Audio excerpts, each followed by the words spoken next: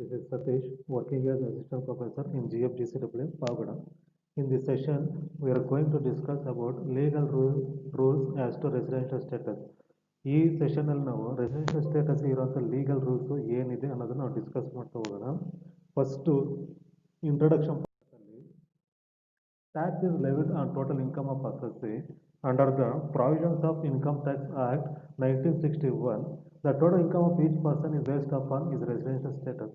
ಅಂದರೆ ಒಬ್ಬ ವ್ಯಕ್ತಿಯ ಟ್ಯಾಕ್ಸೇಬಲ್ ಇನ್ಕಮ್ ಏನು ಬರುತ್ತೋ ಇದು ಯಾವ್ದು ಮೇಲೆ ಡಿಪೆಂಡ್ ಆಗುತ್ತೆ ಅಂದರೆ ರೆಸಿಡೆನ್ಷಿಯಲ್ ಸ್ಟೇಟಸ್ ಮೇಲೆ ಡಿಪೆಂಡ್ ಆಗುತ್ತೆ ಅಂತ ಹೇಳ್ತಾನೆ. ಅದೇ ಸಿಂಪಲ್ ಆಗಿ ಹೇಳ್ಬೇಕಂದ್ರೆ tax liability or tax burden on his total income of a person depends on his residential status ಅಂತ ಹೇಳ್ತಾನೆ. ಒಂದು ಟೋಟಲ್ ಇನ್ಕಮ್ ಮೇಲೆ ಎಷ್ಟು ಟ್ಯಾಕ್ಸ್ ಬರುತ್ತೆ ಅನ್ನೋದನ್ನ ಕ್ಯಾಲ್ಕುಲೇಟ್ ಯಾವ ಬೇಸ್ ಮೇಲೆ ಮಾಡ್ತೀವಿ ಅಂತಂದ್ರೆ ರೆಸಿಡೆನ್ಷಿಯಲ್ ಸ್ಟೇಟಸ್ ಮೇಲೆ ಮಾಡ್ತೀವಿ ಅನ್ನೋದು. ಹಾಗಾಗಿ here residential status of tax payer plays a key role or very important role in determining the scope of taxable income for a financial year in India ಅಂತ ಹೇಳ್ತೀವಿ. ಅಂದರೆ ಇಲ್ಲಿ ರೆಸಿಡೆನ್ಷಿಯಲ್ ಸ್ಟೇಟಸ್ ಅನ್ನೋದು ತುಂಬ ಕೀ ರೋಲ್ ಪ್ಲೇ ಮಾಡುತ್ತೆ. ಯಾವುದ್ರಲ್ಲಿ ಅಂತಂದರೆ to determining the scope of taxable income. Taxable ಇನ್ಕಮ್ನ ಡಿಟರ್ಮೈನ್ ಮಾಡೋದ್ರಲ್ಲಿ ಈ ರೆಸಿಡೆನ್ಷಿಯಲ್ ಸ್ಟೇಟಸ್ ಅನ್ನೋದು ತುಂಬ ಇಂಪಾರ್ಟೆಂಟ್ ಅದು ಕೀ ರೋಲ್ ಪ್ಲೇ ಮಾಡುತ್ತೆ ಅಂತ ಹೇಳ್ತಾನೆ. On the basis of residential status, assets can be classified into three types. Residential status base ಮೇಲೆ ಅಸಸ್ಸಿನ 3 types ಆಗಿ ಕ್ಲಾಸಿಫೈ ಮಾಡ್ತೀವಿ. ಅದು ಏನಪ್ಪ ಅಂತಂದರೆ section 6 of the act divides the assessable persons into 3 categories. Section 6 ಅನ್ನೋದು ಅಸೆಸಬಲ್ ಪರ್ಸನ್ನ 3 ಕ್ಯಾಟಗರೀಸ್ ಡಿವೈಡ್ ಮಾಡ್ತೀವಿ. ಅದು ಏನಪ್ಪ ಅಂದರೆ ರೆಸಿಡೆನ್ಷಿಯಲ್ ಸ್ಟೇಟಸ್ ಮೇಲೆ ಅಸಸ್ಸಿನ ಯಾವ ಥರ ಕ್ಲಾಸಿಫೈ ಮಾಡ್ತೀವಿ ಅನ್ನೋದು. So on the basis of residential status, assets can be classified into ordinarily resident but not ordinary resident ಮತ್ತೆ ನಾನ್ ರೆಸಿಡೆಂಟ್. ಬಟ್ ಮೇನ್ ನಾವು ನೋಡೋದೇನಪ್ಪ ಅಂತಂದರೆ ರೆಸಿಡೆಂಟು ಮತ್ತು ನಾನ್ ರೆಸಿಡೆಂಟ್ ನೋಡ್ತೀವಿ. ರೆಸಿಡೆಂಟು ಅಂದರೆ ನಾವು ಈಗ ಕಂಡೀಷನ್ಸ್ ಬೇಸಿಕ್ ಕಂಡೀಷನ್ಸು ಮತ್ತು ಅಡಿಷನಲ್ ಕಂಡೀಷನ್ಸ್ ಡಿಸ್ಕಸ್ ಮಾಡಬೇಕಾದ್ರೆ ನಾವು ಯಾರನ್ನ ರೆಸಿಡೆಂಟ್ ಅಂತೀವಿ ಅನ್ನೋದನ್ನು ಅಲ್ಲಿ ಡಿಸ್ಕಸ್ ಮಾಡೋಣ. ಇಲ್ಲಿ ರೆಸಿಡೆಂಟ್ ಅಂತಂದರೆ ರೆಸಿಡೆಂಟಲ್ಲಿ 2 ಕ್ಲಾಸಿಫಿಕೇಶನ್ ಬರುತ್ತೆ, ಆರ್ಡಿನರಿ ರೆಸಿಡೆಂಟು ಮತ್ತು ನಾಟ್ ಆರ್ಡಿನರಿ ರೆಸಿಡೆಂಟ್ ಅಂತೇಳಿ. ಬಟ್ ಇಲ್ಲಿ 3 ಕ್ಲಾಸಿಫಿಕೇಶನ್ ಡೈರೆಕ್ಟಾಗಿ ಕನ್ಸಿಡರ್ ಮಾಡೋದಾದರೆ ordinary resident, resident but not ordinary resident ಮತ್ತು ನಾನ್ ರೆಸಿಡೆಂಟ್ ಅಂತ 3 ಟೈಪ್ಸು ಕ್ಲಾಸಿಫೈ ಮಾಡ್ತೀವಿ. This classification based on residential status. ಈ 3 ಕ್ಲಾಸಿಫಿಕೇಶನ್ ಯಾವ್ದ್ರ ಮೇಲೆ ಡಿಪೆಂಡ್ ಆಗುತ್ತೆ ಅಂದರೆ ರೆಸಿಡೆನ್ಷಿಯಲ್ ಸ್ಟೇಟಸ್ ಮೇಲೆ ಬೇಸ್ ಆಗುತ್ತೆ. Next meaning of residential status. Residential status ಅಂದರೆ ಏನನ್ನ ನೋಡೋದಕ್ಕಪ್ಪ ಅಂದರೆ residential status is A term coined under income tax act has nothing to do with nationality ಅಂತ ಹೇಳ್ತೀವಿ. ಅಂದರೆ ಏನಪ್ಪ ಅಂತಂದರೆ the term residential status has been coined under the income tax laws and rules of India and must not be confused with an individual citizenship in India ಅಂತ ಹೇಳ್ತೀವಿ. ಅಂದರೆ ಇಲ್ಲಿ residential status ಅನ್ನೋದು ಏನಪ್ಪ ಅಂತಂದರೆ ರೆಸಿಡೆನ್ಷಿಯಲ್ ಸ್ಟೇಟಸ್ ಯಾವುದರಿಂದ ಬಂದಿದೆ ಅಂತಂದರೆ ಇನ್ಕಮ್ ಟ್ಯಾಕ್ಸು ಆಕ್ಟ್ ಮತ್ತು ಇನ್ಕಮ್ ಟ್ಯಾಕ್ಸ್ ಲಾಸಿಂದ ಬಂದಿದೆ. ಇಲ್ಲಿ ನೀವು ಯಾವುದೇ ರೀತಿ ಇಂಡಿಯನ್ ಸಿಟಿಜನ್ಶಿಪ್ಗೆ ಕನ್ಫ್ಯೂಷನ್ ಮಾಡ್ಕೊಳಕ್ಕೆ ಹೋಗ್ಬೇಡಿ. ರೆಸಿಡೆನ್ಷಿಯಲ್ ಸ್ಟೇಟಸ್ ಬೇರೆ, ಸಿಟಿಜನ್ಶಿಪ್ ಬೇರೆ. ಇಲ್ಲಿ ನಿಮಗೆ ರೆಸಿಡೆನ್ಷಿಯಲ್ ಸ್ಟೇಟಸ್ ಅಂದರೆ ಏನು ಮತ್ತು ಸಿಟಿಜನ್ಶಿಪ್ ಅಂದರೆ ಏನು ಅನ್ನೋದು ಪ್ರೀವಿಯಸ್ ಸೆಷನ್ಸಲ್ಲಿ ಆಲ್ರೆಡಿ ಡಿಸ್ಕಸ್ ಮಾಡಿದ್ದೀವಿ. ಸೊ ಪ್ರೀವಿಯಸ್ ಸೆಷನ್ಸಲ್ಲಿ ನಿಮಗೆ ಸಿಟಿಜನ್ಶಿಪ್ ಅಂತಂದರೆ ಏನು, ರೆಸಿಡೆಂಟ್ ಅಂತ ಯಾರನ್ನ ಕರಿತೀವಿ ಅನ್ನೋದು ನಾವು ಆಲ್ರೆಡಿ ಪ್ರೀವಿಯಸ್ ಸೆಷನ್ ಡಿಸ್ಕಸ್ ಮಾಡಿದ್ದೀವಿ. ಸೊ ಹಾಗಾಗಿ ಇಲ್ಲಿ ರೆಸಿಡೆನ್ಷಿಯಲ್ ಸ್ಟೇಟಸ್ ಅನ್ನೋದು ಬೇರೆ, ಸಿಟಿಜನ್ಶಿಪ್ ಅನ್ನೋದು ಬೇರೆ.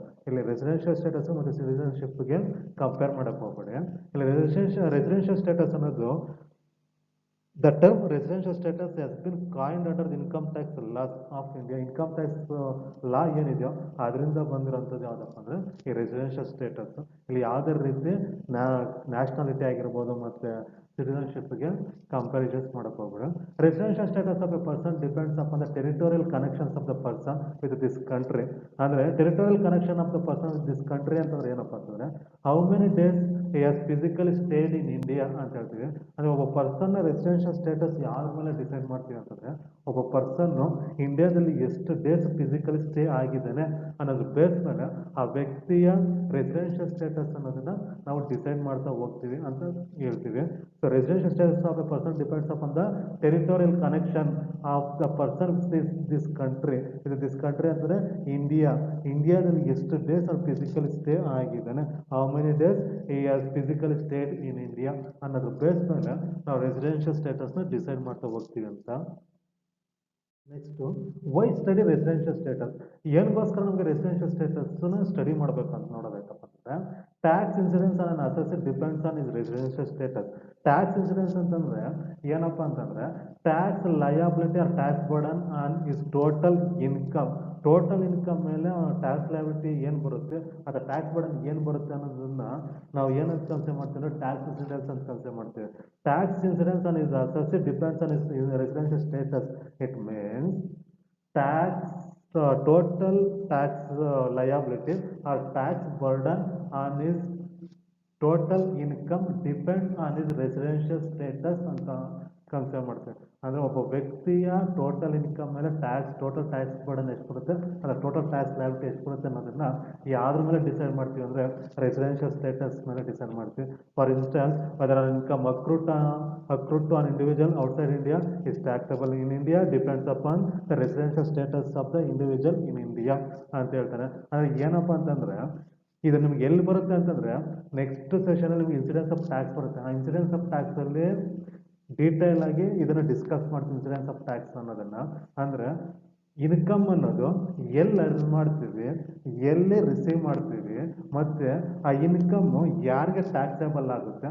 ಅಂದ್ರೆ ಒಬ್ಬ ಅಸಸ್ಸಿನ ನಾವು ordinary resident, not ordinary resident ಅಥವಾ ನಾನ್ ರೆಸಿಡೆಂಟ್ ಅಂತ ನಾವು ಡಿಸೈಡ್ ಮಾಡ್ಬೇಕಂದ್ರೆ ಯಾವ ಇನ್ಕಮ್ ಯಾರಿಗೆ ಟ್ಯಾಕ್ಸೇಬಲ್ ಆಗುತ್ತೆ. ಈಗ ಫಾರ್ ಎಕ್ಸಾಂಪಲ್ ಇಂಡಿಯನ್ ಇನ್ಕಮ್ ಅಂದ್ರೆ ಏನು, ಫಾರಿನ್ ಇನ್ಕಮ್ ಅಂದ್ರೆ ಏನು. ಇಂಡಿಯನ್ ಇನ್ಕಮ್ ಆಗ್ಬೇಕಂತಂದ್ರೆ ಸಮ್ ಪ್ರಾವಿಷನ್ಸ್ ಅಥವಾ ರೂಲ್ಸ್ ಪ್ರೊವೈಡ್ ಮಾಡಿದ ಇನ್ಕಮ್ ಟ್ಯಾಕ್ಸ್. ಫಾರಿನ್ ಇನ್ಕಮ್ ಯಾವಾಗ ಆಗುತ್ತೆ, ಇಂಡಿಯನ್ ಇನ್ಕಮ್ ಆದ್ರೆ ಯಾರಿಗೆ ಟ್ಯಾಕ್ಸೇಬಲ್ ಆಗುತ್ತೆ, ಫಾರಿನ್ ಇನ್ಕಮ್ ಅಂದ್ರೆ ಯಾರಿಗೆ ಟ್ಯಾಕ್ಸೇಬಲ್ ಆಗುತ್ತೆ ಅನ್ನೋದನ್ನ ನಾವು ಇನ್ಸಿಡೆನ್ಸ್ ಆಫ್ ಟ್ಯಾಕ್ಸ್ ಅಲ್ಲಿ ಕಂಪ್ಲೀಟ್ ಆಗಿ ಅಥವಾ ಡೀಟೇಲ್ ಆಗಿ ತಿಳ್ಕೊತೀವಿ. ಇಲ್ಲಿ ಇರೋದಿಷ್ಟೇ ಏನಪ್ಪ ಅಂದ್ರೆ, whether on income accrued on individual outside India. Outside ಇಂಡಿಯಾದಲ್ಲಿ ಇನ್ಕಮ್ ಅರ್ನ್ ಮಾಡಿದ್ರೆ ಅಥವಾ ಅಕ್ರೂವ್ ಮಾಡಿದ್ರೆ is taxable in India depends upon the residential status. ಅದು ಟ್ಯಾಕ್ಸೇಬಲ್ ಆಗೋದು ಯಾವ ಬೇಸ್ ಮೇಲೆ ಟ್ಯಾಕ್ಸೇಬಲ್ ಆಗುತ್ತೆ ಅಂದ್ರೆ ರೆಸಿಡೆನ್ಷಿಯಲ್ ಸ್ಟೇಟಸ್ ಮೇಲೆ ನಾವು ಟ್ಯಾಕ್ಸೇಬಲ್ ಮಾಡ್ತೀವಿ ಅಂತ ಅರ್ಥ. Next, similarly whether on income earned by foreign national in India. Foreign national income ಇಂಡಿಯಾದಲ್ಲಿ ಅರ್ನ್ ಮಾಡಿದ್ರೆ ಅಥವಾ outside India is taxable in India. Outside ಇಂಡಿಯಾದಲ್ಲಿ ಅರ್ನ್ ಮಾಡಿದ್ರೆ ಯಾವ ಥರ ಟ್ಯಾಕ್ಸೇಬಲ್ ಆಗುತ್ತೆ ಅಂದ್ರೆ ಅವನ ರೆಸಿಡೆನ್ಷಿಯಲ್ ಸ್ಟೇಟಸ್ ಮೇಲೆ ಟ್ಯಾಕ್ಸೇಬಲ್ ಆಗುತ್ತೆ ಅನ್ನೋದು. ಇದೆಲ್ಲ ಕಂಪ್ಲೀಟ್ ಆಗಿ ಇನ್ಸಿಡೆನ್ಸ್ ಆಫ್ ಟ್ಯಾಕ್ಸ್ ಅನ್ನೋದು ನೆಕ್ಸ್ಟ್ ಸೆಷನ್ ಅಲ್ಲಿ ನಾವು ಇನ್ಸಿಡೆನ್ಸ್ ಆಫ್ ಟ್ಯಾಕ್ಸ್ ಅಂತ ನಿಮಗೆ ಒಂದು ಸೆಷನ್ ಬರುತ್ತೆ, ಅಲ್ಲಿ ನಾವು ಇದನ್ನ ಡೀಟೇಲ್ ಆಗಿ ಡಿಸ್ಕಸ್ ಮಾಡ್ತೀವಿ. Next, determination of residential status. Residential status ಯಾವ ಥರ ಡಿಟರ್ಮೈನ್ ಮಾಡ್ತೀವಿ ಅಂತಂದ್ರೆ, for the purpose of determining the residential status assessees are classified into the following categories. Residential ಸ್ಟೇಟಸ್ನ ಡಿಸೈಡ್ ಮಾಡೋದಕ್ಕೆ ಅಸೆಸ್ಸಿನ ಯಾವ ಥರ ಕ್ಲಾಸಿಫೈ ಮಾಡ್ತೀವಿ ಅಂತಂದ್ರೆ, individual, HUF, firm, company, association of person, body of individual, artificial, judicial person. But ನಮಗೆ most important ಯಾವುದಪ್ಪ ಅಂದ್ರೆ individual. So assessee, for the purpose of determining the residential status, assessees are classified into the following categories. Following categories ಯಾವುದಪ್ಪ ಅಂದರೆ individual ನೋಡ್ತೀವಿ, HUF ನೋಡ್ತೀವಿ, firm, company, association of person, body of individual, artificial, judicial person. ಈ ಇಷ್ಟು ಕ್ಯಾಟಗರೀಸಲ್ಲಿ main important ಯಾವುದಪ್ಪ ಅಂತಂದರೆ individual. So ನಾವು ಪ್ರತಿಯೊಂದು ಕ್ಯಾಲ್ಕುಲೇಟ್ ಮಾಡೋದು ಇಂಡಿವಿಜುವಲ್ ಬೇಸ್ ಮೇಲೆ. ಸೊ ಇದು ಬಂದು legal rules as to residential status. Residential status ಇರೋಂಥ ಲೀಗಲ್ ರೂಲ್ಸ್ನ ಇವತ್ತಿನ ಸೆಷನಲ್ಲಿ ನಾವು ಡಿಸ್ಕಸ್ ಮಾಡಿದ್ದೀವಿ. ನಿಮಗೆ ಬೇಕು ಅಂತಂದರೆ ಈ ಬುಕ್ಸ್ ನೀವು ರೆಫರ್ ಮಾಡ್ಕೋಬಹುದು.